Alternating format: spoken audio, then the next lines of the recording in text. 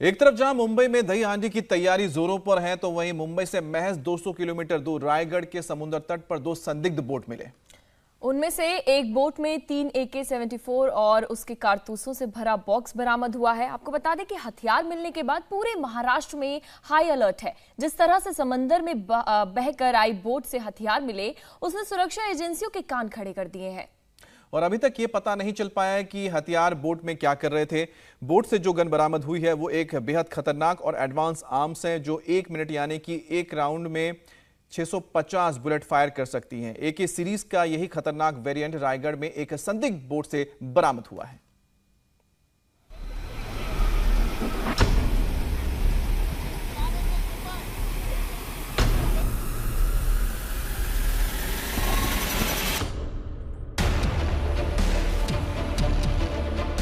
महाराष्ट्र के रायगढ़ में हरिहरेश्वर तट पर दो संदिग्ध नाव बरामद हुई है। उनमें से एक नाव 16 मीटर लंबी है और दुर्घटनाग्रस्त थी, जबकि बरामद हुई दूसरी नाव लाइफ सेविंग बोट है। बरामद की गई दोनों ही नाव की जांच फिलहाल महाराष्ट्र ATS की टीम और इंडियन कोस्ट गार्ड्स कर रहे हैं।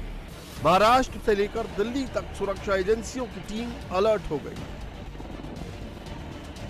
शुरुआती जांच के बाद ये बात सामने आई कि समंदर के रास्ते हिंदुस्तान के रायगढ़ पहुंचने वाली ये दोनों बोट ओमान से बहकर यहां पहुंची है और इसकी मंजिल हिंदुस्तान नहीं बल्कि यूरोप थी। दो नाव और सैकड़ों सवार, खाली नाव में कहां से आए हथियार।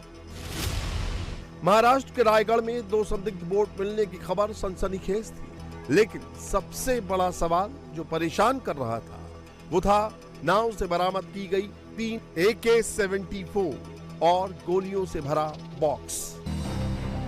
इस बीच खबर आई कि जो नाव महाराष्ट्र के रायगढ़ में बरामद की गई है उसका नाम लेडी हान है, जिसकी मालिक एक ऑस्ट्रेलियाई नागरिक हाना लॉडॉर्गन नाम की महिला है और इस नाव के कप्तान भी उनके पति जेम्स होबर्ट हैं, जो खुद इस नाव में सवार होकर 4 लोगों के साथ मस्कट से यूरोप जा रहे थे। लेकिन 26 जून 2022 की सुबह 10 बजे नाव का इंजन फेल हो गया, जिसके बाद समंदर में फंसी इस नाव से डिस्ट्रेस कॉल मिलने के बाद दोपहर में वहां से गुजर रहे एक कोरियाई युद्धपोत ने सभी को बचाया और उन्हें नाव समेत ओमान के कोस्ट गार्ड्स के हवाले कर दिया।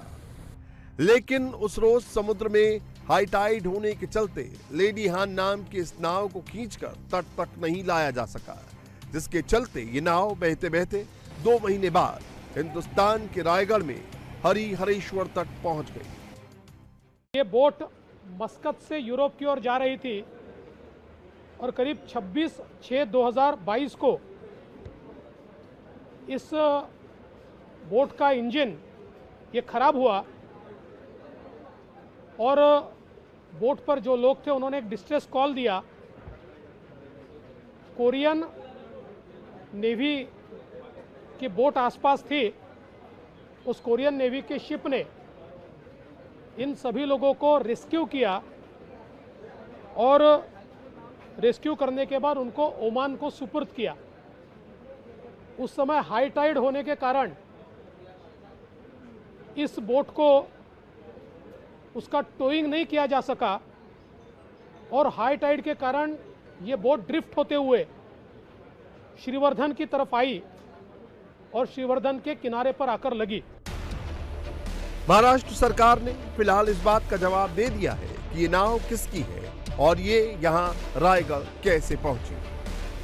लेकिन ओमान से यूरोप की यात्रा पर निकले इस छोटी सी नाव में AK-74 हथियार क्यों रखे गए, इसका जवाब फिलहाल किसी के पास नहीं है। क्या है माय लेडी हान का राज? ओमान रूट का टेरर कनेक्शन। दरअसल 3 AK-74 राइफल से लैस इस संदिग्ध नाव के मिलने से इसीलिए भी खलबली मच गई है क्योंकि ओमान रूट का इस्तेमाल अक्सर आतंकी गतिविधियों के लिए किया जाता रहा है।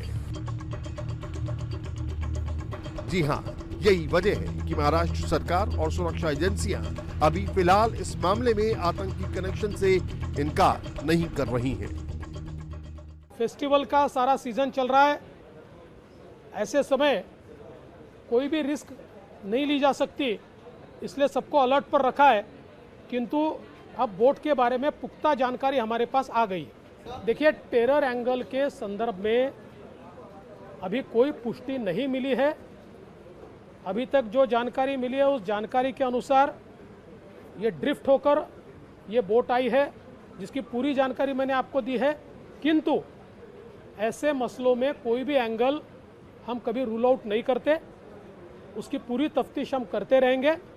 जो प्राथमिक हमारे पास जानकारी है वो जानकारी मैंने आपके सामने रखी है। उस प्राथमिक जानकारी में अभी तक इसका कोई ऐसा एंगल दिखाई नहीं पड़ता। इससे दो राय नहीं कि AK-74 जैसे खतरनाक असलों से लैस ये बोट कोई साधारण मिशन पर नहीं थी, और यही वजह है कि बोट की जांच के लिए ATS चीफ खुद मौके पर पहुंच गए। बोट जो है ये खराब हो गई है, टूटी बोट जो है बहती हुई है। इसमें 3 AK-74 राइफल्स हैं और राउंड्स हैं।